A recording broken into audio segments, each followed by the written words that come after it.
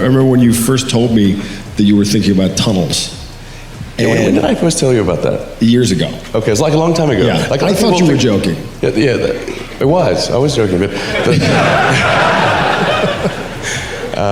it's not because of some epiphany that I had one day driving down the 405.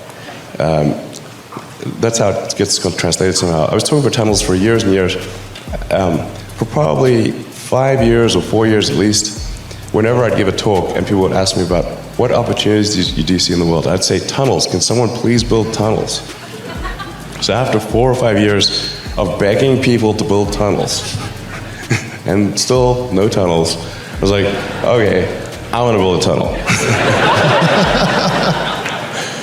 So like maybe I'm missing something here. So I was like basically talking people's ears off of tunnels for several years, and then said, well, let's find out what it takes to build a tunnel. And so I started digging a tunnel. I wanted to start the tunnel from where I could see it from my office at SpaceX. So I said, well, let's just carve off a part of the parking lot across the road so I can see if anything's happening or not.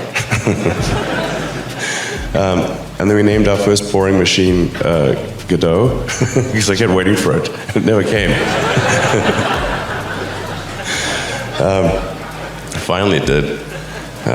And we got it going. And now we're making good progress.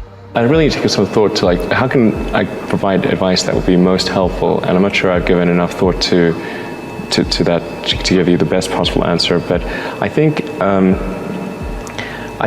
certainly being focused on something that you're confident will have high value to someone else, and just being really rigorous in making that assessment.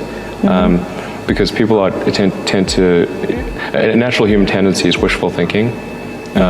So a challenge for entrepreneurs is to say, well, what's the difference between really believing in your ideals and sticking to them versus pursuing some unrealistic dream that doesn't actually have merit? And that is a really difficult thing to tell. Can you tell the difference between those two things? Right. You know? So you need to be sort of very rigorous in your self-analysis. I think certainly extremely tenacious, and then just work like hell. I mean, you just have to put in, 80 to 100 hour weeks every week. Gosh, and then a lot of work. All those things improve the odds of success. Okay. I Great. mean, if other people are putting in 40-hour work weeks and you're putting in 100-hour work weeks, then even if you're doing the same thing, you know that in 1 year you will achieve what they achieve. You will achieve in 4 months what it takes them a year to achieve. Is the secret to your success to be the CEO of 2 companies at the same time? No.